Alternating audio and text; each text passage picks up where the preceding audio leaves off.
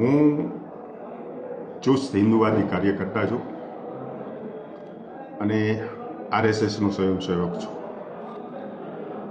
મારા રગે રગમાં હિન્દુત્વનું લોહી વસે છે. આજે દલડીનો વિડીયો જે વાયરલ ભાઈ એમ કહે છે કે હું દલડીનો મુસલમાન છું. 20-25 વર્ષ પહેલાં એક દલડીમાં બનાવ બનેલો હતો કે વાઘાભાઈ કરીને જે માલધારી છે એની 20થી 30 વિધર્મીઓએ ગાયોની હત્યા કરી નાખેલ હતી. એ બાબતમાં અમે પછી આખી ટીમ ત્યાં દલડી ગયા હતા. એ દલડી જઈ અને અમે હંગામો કર્યો હતો કે આ જે પણ વિધર્મીઓએ જે ગાય માતાઓની હત્યા કરી છે એના ઉપર કાયદેસર રીતે કાર્યવાહી થવી જોઈએ. એમાં અમારી એ ટીમમાં એ વખતે અમરસિંહભાઈ મઢવી હતા, મોનાભાઈ માલધારી હતા, ગૌતમભાઈ ખાંડેખા હતા અને બીજા ઘણા બધા અન્ય લોકો હતા. ત્યારે એ દલડીના જે વિધર્મી લોકો હતા એ લોકો પણ આમાં સંડોવાયેલા હતા. એટલે દલડીની વાત કરી તો દલડીના મુસ્લિમ સમાજ કોઈ દી ભાજપને મત આપે નહીં. અને 25 વર્ષનું જે એની મતદાર યાદી છે દલડીની એ પણ આપ જોઈ લ્યો કે ભારતીય જનતા પાર્ટીને મત આ દલડીમાંથી કેટલા મળ્યા છે. બીજું વાત એ છે કે હું 2002થી મારા પત્ની લડતા હતા ધારાસભ્ય તરીકે, હું પણ લડ્યો છું. અને હરેક વખતે મેં ગામડામાં સભામાં મેં એમ કીધેલું છે કે મને વિધર્મીઓ મત આપી મારી મતપેટીને તમે બગાડતા નહીં, અભડાવતા નહીં મતપેટીને. આવું મેં વારંવાર મારી સભામાં કીધેલું છે. અને આજ પણ હજી હું કહું છું કે મારે તમારા મત જોતા 2.25 લાખ મતદારો આ વિધાનસભા વિસ્તારમાં હિન્દુ સમાજના છે. હિન્દુ સમાજે મને ઘણો બધો પ્રેમ આપ્યો છે અને મારા ઉપર વિશ્વાસ રાખ્યો છે અને હિન્દુ સમાજ સતત મારી સાથે રહેલો છો. એટલે મારે આટલા બધા જો હિન્દુ સમાજના મત હોય તો બીજા લોકો પાસે મારે મત માગવાની જરૂર નથી. અને ખોટી મતપેટી શું કામ અભડાવીએ જોઈએ? કારણ કે મને જે લોકો કહી રહ્યા છે બજારમાં ઘણું બધું કહેતા હોય, કોઈ લોકો શેતાન કહેતા હોય, કોઈ લોકો સારા કહેતા હોય. એટલે શેતાન તરીકે પણ એ લોકો મને ચિતરી રહ્યા છે. તો એ શેતાનને એ લોકો મત કેવી રીતે આપે?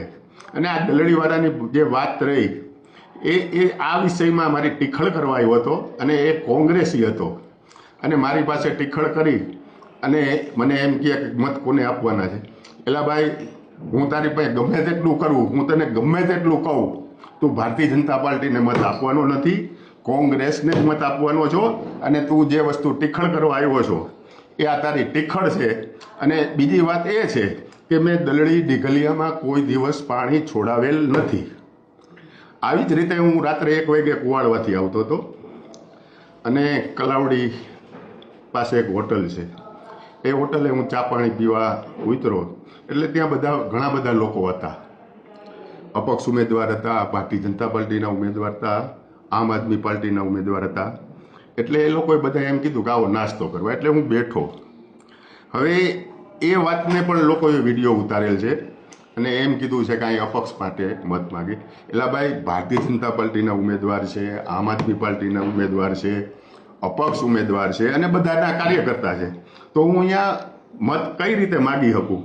આ એક મને બદનામ કરવાનું કાવતરું છે અમુક તત્વોનું અને એ બદનામ કરવાનું કાવતરું ઘડી રહ્યા છે. પણ મારી પાસે પુરાવા છે કે ત્યાં આમ આદમી પાર્ટીનો ઉમેદવાર હતો, અપક્ષ ઉમેદવાર હતા અને ભારતીય જનતા પાર્ટીના ઉમેદવાર હતા. ભારતીય જનતા પાર્ટીનો રાજાવડલા સીટનો ઉમેદવાર ભાજપનો પણ ત્યાં હાજર હતો. એટલે આ લોકો જે બદનામ કરે છે અને હું વારંવાર હજી પણ હું કહું છું કે 2027માં ચૂંટણી લડવાનો છું. તેથી મને વિધર્મીઓએ મત ન આપે અને મતપેટી ન અભડાવે આ પણ વાત ચોક્કસ છે. મેં વિધાનસભામાં મુસ્લિમો પાસે કોઈ દી મત માગ્યા નથી. હું જ્યારે પણ ત્યારે લડ્યો ત્યારે એક પણ મુસ્લિમોને મેં કીધું નથી કે મને મત આપજો. 2.25 લાખ મતદારો છે. હું નરેન્દ્રભાઈ અને અમિતભાઈ શાહનો હનુમાન છું. જો એ મત ન માગી શકતા હોય, ભાઈ બંગાળમાં એમ કહે કે મારે મુસ્લિમના મત નથી જોતા. હું તો આ વસ્તુ તો હું 20 થી 25 વર્ષ ત્યાં કહું છું કે ભાઈ મારે મુસ્લિમોના મત પેટીમાં આપી આ મતપેટી અભડાવતા નહીં. બસ આ જ વાત છે, બીજી કોઈ વાત નથી. આ વિડીયો બનાવવા માટે થઈને જે વ્યક્તિ તમારી પાસે આવ્યો અને ત્યાર પછી જેણે આ વાયરલ કરવાનું કૃત્ય કર્યું એના વિરુદ્ધ કોઈ કાર્યવાહી કરવાનું તમે વિચારી રહ્યા છો ખરા કે જાણી જોઈને તમારી છબી બગાડવા માટેનો પ્રયત્ન થયો છે? એટલે એ કોંગ્રેસનો માણસ હતો. એ કોંગ્રેસના માણસની પાછળ કોઈ પણ મારા વિરોધી તત્વો હોઈ શકે છે અને હમણાં જ મેં વકીલ પાસે સલાહ માગી છે કે આના ઉપર શું થાય. એટલે એને સામાન્ય તો એ રીતે કીધું છે કે પોલીસ સ્ટેશનમાં ફરિયાદ ન થાય, કોર્ટમાં થાય. હું વકીલ પાસે સંપૂર્ણ રીતે જાણકારી કરી અને આની પાછળ આ ભાઈ અને એની પાછળ ક્યાં ક્યાં તત્વો સંડોવાયેલા છે એને હું 100% ખુલ્લા કરીશ. બાકી હું હિન્દુ છું, હિન્દુ રહેવાનો, હિન્દુ પાસે જ મત માગવાનો છું એ વાત ચોક્કસ છે. વિધર્મીઓને મારે મત જોતા નથી અને વિધર્મીઓ મારી મતપેટી અબડાવે નહીં, આ પણ ચોક્કસ વાત છે.